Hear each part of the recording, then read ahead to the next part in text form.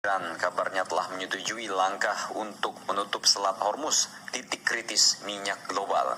Namun keputusan akhir berada di tangan Dewan Keamanan Nasional tertinggi negara tersebut.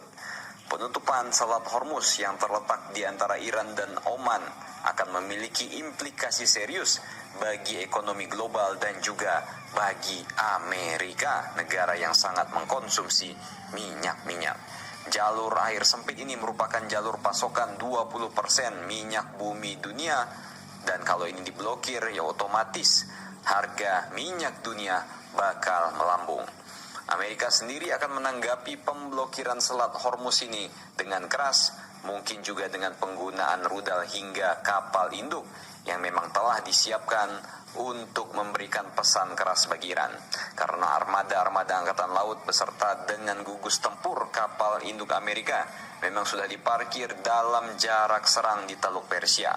Penutupan selat ini tentu akan mempengaruhi Amerika, tetapi akan memiliki dampak yang jauh lebih besar pada seluruh dunia, terutama pada Tiongkok yang merupakan mitra terbesar penjualan minyak Iran. Assalamualaikum warahmatullahi wabarakatuh. Alhamdulillah, nikmat malam para sedulur-sedulur yang saya cintai dan semoga dicintai oleh Allah SWT. Oke para sedulur, jadi ada di depan tadi potongan video tentang pemberitaan bahwasanya ada kemungkinan Iran akan menutup Selat Hormuz. Jadi Selat Hormuz ini adalah selat yang ada di Teluk Persia ya teman-teman, antara Iran dan Oman, dan jarak panjangnya lebar daripada Selat Hormuz sekitar 36 km itu lebarnya. Yang jelas teman-teman, jadi Selat Hormuz ini merupakan tempat rantai ya distribusi minyak, sekitar 30% minyak dunia teman-teman. Seperti yang kita tahu, di Teluk Persia ini ada negara-negara seperti kemudian Irak, Kuwait, Oman, Bahrain, Qatar, Uni Emirat Arab, yang semua suplai minyak dari mereka itu ketika akan kemudian didistribusikan ke seluruh penjuru dunia melalui kapal tanker akan melewati Selat Hormuz ini. Nah teman-teman, yang kita lihat memang kemudian kan pasca serangan daripada Amerika Serikat ketika fasilitas nuklir Iran yang ada kemudian di Natanz, Fordo, dan kemudian di Isfahan teman-teman, justru bukan meredakan amarah Iran, bukan membuat Iran takut, tapi kemudian Iran ketika kemudian pasca bertemu dengan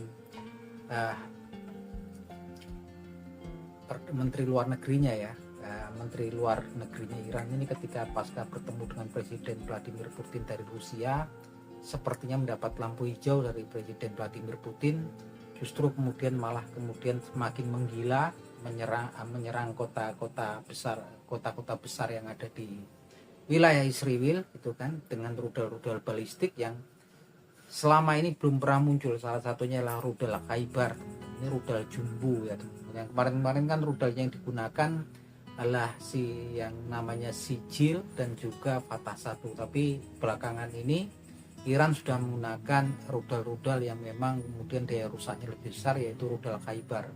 Dan memang yang mengagetkan lagi, semalam kemudian Iran juga kemudian menyerang pangkalan Angkatan Laut Amerika Serikat di Obeid di Qatar ya teman-teman.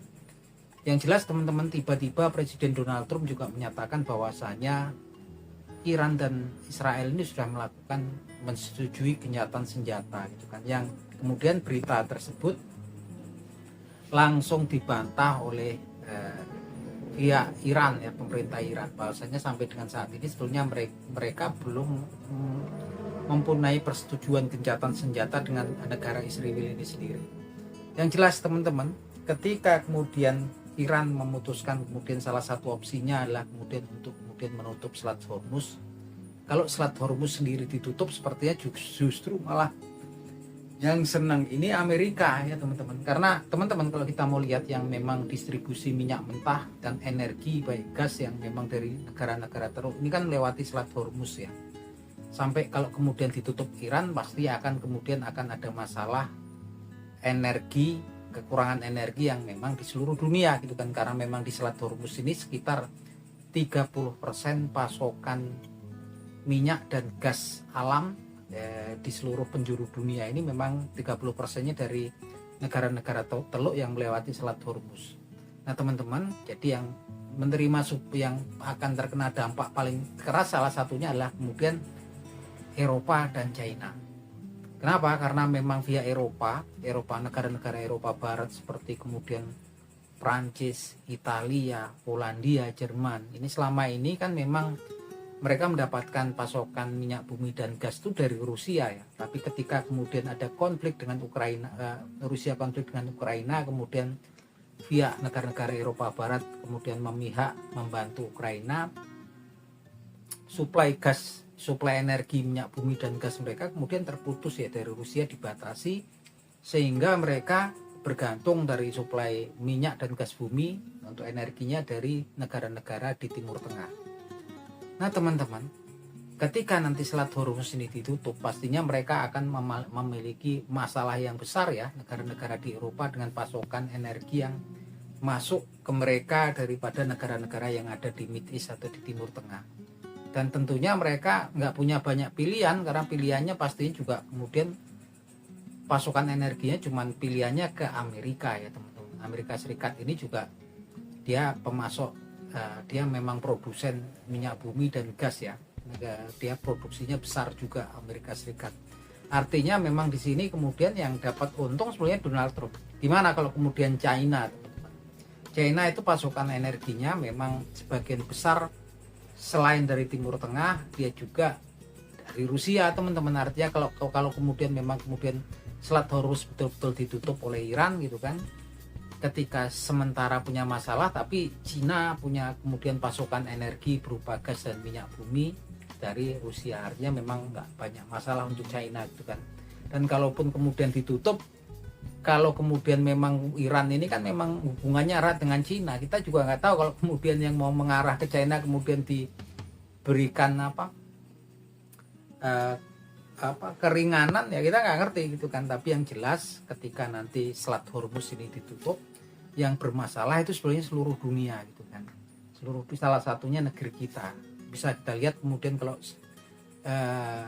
pasokan suplai energi berupa minyak bumi dan gas kemudian terputus hampir 30%-nya, dunia ini nanti akan ada kelangkaan minyak bumi. Dan ketika kemudian harga minyak bumi naik gitu kan, pastinya harga barang, itu semua kemudian akan naik gitu kan, di tengah kemudian memang kondisi geopolitik, geoekonomi global lagi bermasalah gitu kan. Kita nggak membayangkan kemudian akan terjadi pastinya akan kekisruan di negara-negara yang memang kemudian akan mengalami krisis energi. Karena kalau distribusinya ini betul-betul ditutup sama Iran, ya ini repot gitu kan. Negara-negara kayak Indonesia, kayak negara kita ini juga, walaupun kita produksi minyak, kita punya Pertamina, tapi memang kita juga karena ngimpor juga ya dari negara-negara OPEC, kemudian untuk kebutuhan dalam negeri kan juga besar gitu kan. Jadi kalau betul-betul ditutup, pasti akan banyak kekisruan ya di seluruh penjuru dunia ini, karena rantai distribusinya terganggu gitu kan. Yang jelas ini memang kemudian Amerika kayaknya juga berhati-hati ya dengan Iran, sampai kemudian secara sepihak Donald Trump kemudian mengumumkan bahwasanya Amerika sendiri saat ini menyatakan bahwasanya Israel sama Iran sudah melakukan gencatan senjata.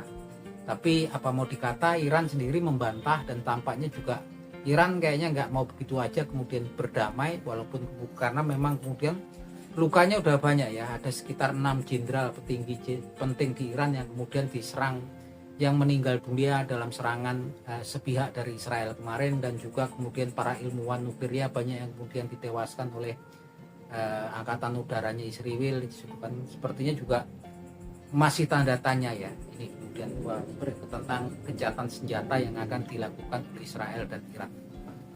Yang jelas kita sebagai warga Indonesia juga patut berhati-hati. Kalau memang kemudian Iran menggila dan betul-betul menutup Selat Hormuz, ada baiknya memang kita sudah mulai mengencangkan ikat pinggang kita, mulai berhemat, karena pasti kondisi dunia lagi nggak baik-baik aja kalau kemudian Selat Hormuz itu betul-betul ditutup gitu kan.